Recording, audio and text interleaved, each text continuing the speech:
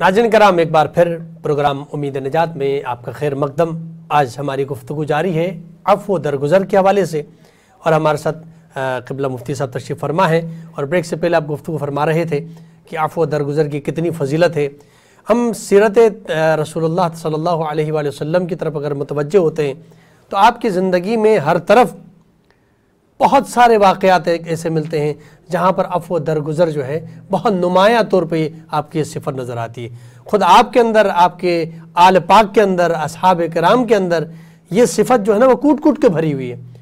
आप कोई वाक़या रिसालत मआब सल्लल्लाहु अलैहि वसल्लम की ज़िंदगी से हमारे नाज़रीन की खिदमत में पेश कीजिएगा। बेशक, बिल्कुल जी। हम सबसे पहले तो हुज़ूर अलैहिस्सलातु वस्सलाम की औलाद की बारगाह में जाएंगे कि जिन्होंने हुज़ूर की बारगाह में रहकर फैज़ हासिल किया।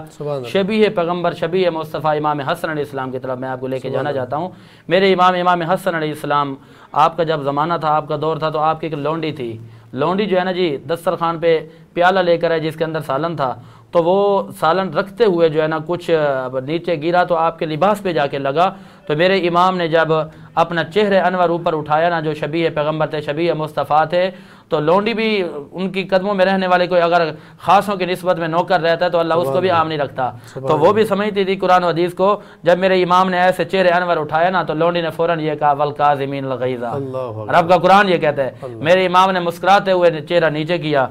तो फिर आगे लौंडी फिर कहती है कि आगे भी हुक्म है, वाला आफीन अनिन नास, कि जी लोगों को माफ़ करने वाले, वल्लाहु युहिब्बुल मोहसिनीन। मेरे इमाम का दरिया जोश में आया, फरमाया कि ये मेरे रब का पैगाम है, जानता तो मैं भी हूँ, गुस्से को पी जाने वाले, लोगों को माफ़ करने वाले। आपका जब दरिया रहमत जोश में आता तो इमाम हसन अलैहिस्सलाम ने फरमाया कि ऐ लौंडी, इसी फरमान की वजह से जाओ, आज मैंने तुम्हें आज़ाद कर दिया। और कुरान में ये हुक्म है, वल याफू वल यस्फहू, चाहिए कि दरगुजर करें, चाहिए कि लोगों को माफ़ करें। आप देखना ना कि अला तुहिब्बूना, अल्लाह ने एक सनद, एक नुक्ता दे दिया, एक सनद दे दिया, लिख के हतमी फैसला कर दिया कि लोगों पे रहम करो, लोगों को माफ़ करो। कोई अगर तुम्हारा मातहत है, कोई गरीब है, कोई मिस्कीन है, कोई तुम्हारा मुलाजिम है, उस पर मेहरबानी करो। फरमाया अला तुहिब्बूना अन यग़फ़िरल्लाहु लकुम, क्या तुम ये नहीं पसंद करते हो कि तुम इसको माफ़ करोगे, अर्श के रब तुम्हारे सारे गुनाहों को माफ़ फरमा देगा। अन यग़फ़िरल्लाहु लकुम, अल्लाह माफ़ फरमा देगा तुम्हारे। कुम ज़मीर है जम्मा की, फरमाया अल्लाह तुम्हें माफ़ फरमा देगा। कुम जब जमा की ज़मीर लगाई गई है तो कबीरा गुनाहों के अलावा सगीरा गुनाह तो माफ़ हो जाएंगे, और जब तुम तौबा करोगे तो अर्श के रब तो कबीरा गुनाह भी माफ़ फरमा देगा। अन यग़फ़िरल्लाहु लकुम।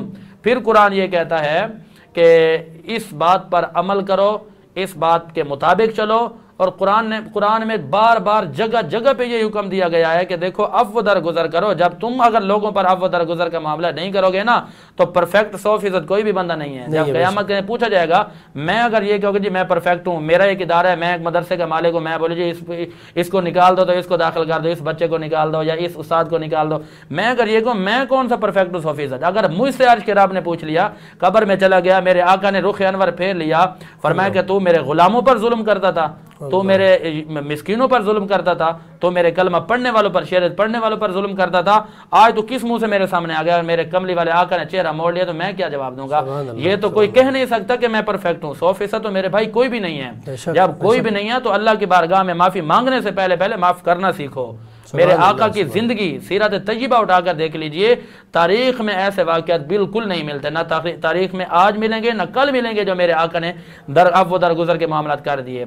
फ़तेह मक्का उठाकर, तारीख़ मक्का उठाकर देख लीजिए, फ़तेह मक्का से पहले देख लीजिए कि ये कुफार थे कि जो सहाबा इकराम को मारते थे, सहाबा को कत्ल करते थे। हज़रत बिलाल रज़ी अल्लाह ताला किस कदर उन्होंने जुल्म किया, हज़रत हमज़ा रज़ी अल्लाह ताला को शहीद कर दिया गया, हज़रत साद बिन उबादा हो गए, और इसके अलावा हज़रत सुहैब हो गए, हज़रत खबाब हो गए, और मेरे आका के लख्त जिगर खुद हो गई कि जब हुजूर हिजरत करके मदीना तय्यबा तशरीफ़ ले गए तो काफिर फिर भी तंग करने के लिए पहुँच गए। अब वो वक्त आ गया कि जिसका तज़किरा अल्लाह कुरान में करता है, इन्ना फ़तहना लका फ़तहम मुबीना। अब ये वो वक्त आ गया है कि इस्लाम पावरफुल बन गया। मेरे आका के साहबा 10,000 साहबा अपना तलवारों के साथ, तलवारों में बिल्कुल लैस है, असला बिल्कुल बड़ी कसीर तादाद में। आज साहबा इंतजार में है कि हुजूर का इशारा और हम इनको गाजर बूलियों की तरह काट दें। हजरत साद बिन उबादा जिनको झंडा दिया गया था फतेह मक्का में, جھنڈا دیا گیا تھا تو وہ اس دن اعلان کر رہے تھے الیوم یوم الملحمہ کہ آج کا دن تو تکے بوٹی کی طرح کھاٹنے کا دن ہے۔ حضور علیہ السلام نے جب دیکھا تو آپ نے وہ جھنڈا ان سے لے کر ان کے صاحبزادے کے ہاتھ میں دیا، فرمایا کہ آج جو ہے نا اعلان یہ نہیں کرو، آج ایک نعرہ لگاؤ الیوم یوم المرحمہ۔ آج آمنہ کے لال کے ہاتھ میں اگر یہ بات آ گئی ہے تو لوگ یہ نہ سمجھیں حالانکہ انہوں نے ظلم کیا تھا، انہوں نے حالانکہ میرے آقا کو ستایا تھا، میرے آقا کے صحابہ کو مارا تھا، قتل کیا تھا، اس قدر مطلب جانی دشمن تھے چاہتے، حالانکہ اس وقت یہ تھا کہ جب کوئی قوم کسی پر غالب ہوتی تو وہ اس کو مار دیتی، وہ اپنا حق سمجھتے تھے کہ جی ہم آج ان پر غالب ہیں، مغلوب کو ہم ماریں گے، وہ حق سمجھتے تھے۔ لیکن اسلام کا معاملہ دیکھیے، میرے آقا کی سیرت دیکھیے، یہ سیرت بھی تو پڑھنی چاہیے نا ہمیں جب ہم نبی کا کلمہ پڑھتے ہیں۔ میرے آقا نے وہ جھنڈا ان کے ساتھ بن عبادہ کے ہاتھ بیٹے کے ہاتھ میں دے دیا، فرمایا آج اعلان کر دو کہ آج رحم کا دن ہے، آج فرحت کا دن ہے، آج مہربانی کرنے کا دن ہے۔ تو جب قیدیوں کو لایا گیا فتح مکہ کے قیدیوں کو، حضور نے فرمایا تمہارے ساتھ کیا کیا جائے؟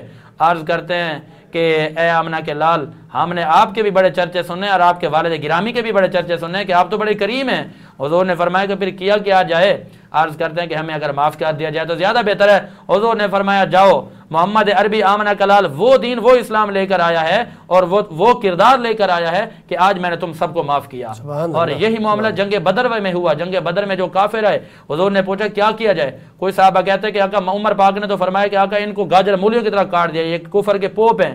حضور علیہ السلام دیگر صحابہ سے پوچھا، صحابہ نے عرض کیا کہ یا رسول اللہ اگر ان پر شفقت کر دی جائے تو زیادہ بہتر ہے۔ حضور نے فرمایا جاؤ بھائی تم فدیہ دو اور فدیہ دے کر تم آزاد ہو جاؤ۔ سبحان اللہ۔ میرے آقا نے تو یہ درس دیا ہے، میرے آقا نے تو یہ سیرت بتائی ہے، میرے آقا نے تو یہ عفو درگزر کا درس دیا ہے۔ بے شک بہت شکریہ مفتی صاحب، آپ نے اپنے قیمتی وقت میں سے وقت نکالا، یہاں تشریف لائے اور بہترین انداز میں گفتگو فرمائی۔ ناظرین کرام، بس ہمیں یہ سمجھنا ہے کہ جب میں کسی کو سزا پہ راضی ہوتا ہوں کہ مجھے سزا دینی اس کو کیونکہ اس نے غلطی کیا ہے، تو اس وقت تھوڑی دیر کے لیے انسان یہ سوچے کہ میں بھی خطا کار ہوں، میں بھی گنہگار ہوں، مجھ سے بھی بڑی خطائیں ہوئی ہیں۔ اگر اللہ تعالیٰ میری ہر خطا پر سزا دینے پہ آ جائے تو میرا کیا حال بنے گا اس دنیا میں بھی اور اس آخرت میں بھی۔